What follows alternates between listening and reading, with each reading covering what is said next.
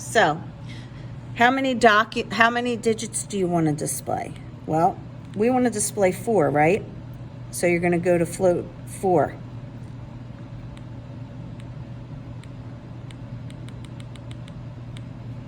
That's what I want.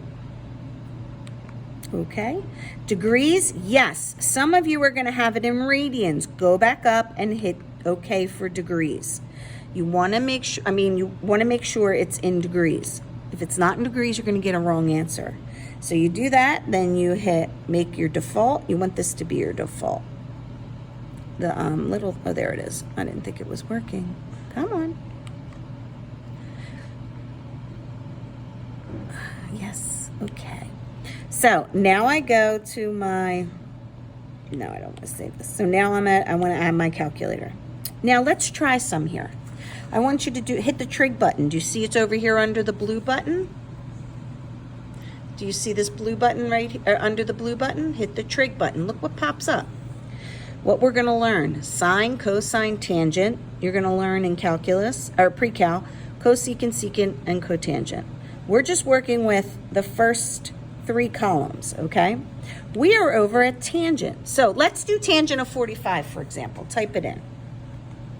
The tan of 45 is how much? 1. Huh. Look on your chart. That's true. Pick an angle from the chart and type it in. I'm going to do the tan of 72. The tan of 72 degrees is 3.078. So go on your chart. Is that right? Yep, it's 3.077, and then it rounded it up. Let's try another one. The tan of 10 degrees. 0.1763. Go on your chart. 10 degrees, go over to the tangent column, 0.1763. Do you see how this is inside the calculator? This chart. How do you manipulate the calculator in order to figure out the chart? Well, you obviously know how to type in the angle now. So, how do I find the angle given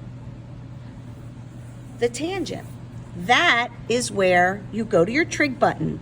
Do you see this sign to the -1? That is called inverse, okay? So you are going to use inverse when you're looking for the angle. So for example, let's try the inverse of 1 to see if it gives us 45 degrees. But we want to use tangent, the inverse of tan. The inverse tan of 1 is 45 degrees. Let's try the inverse tan of, let's type in what we found 72 degrees to be. 3.078. Sometimes you have to close your parenthesis. 72 degrees. Let's try another one. Let's try inverse tan. Pick one from your chart. 0.5095. Whoops. 0.5095. That's 27 degrees. Okay, so that chart is in here. So you use inverse when you're finding the angle. So let's go back to here. Find the missing angle measure to the whole number. We always find angles to the whole number unless they ask differently, all right? So I need angle Y. I notice I have my hypotenuse. 3 is opposite, 8 is adjacent.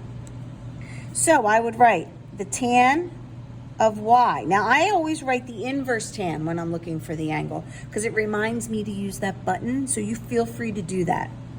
Equals the opposite 3 over the adjacent 8. The problem, 3 over 8 is a ratio. It's not a fraction. You have a choice. You can find 3 over 8 as a decimal. It's 0.375. And then you can look on your chart and find the angle. Or with our TI Inspire,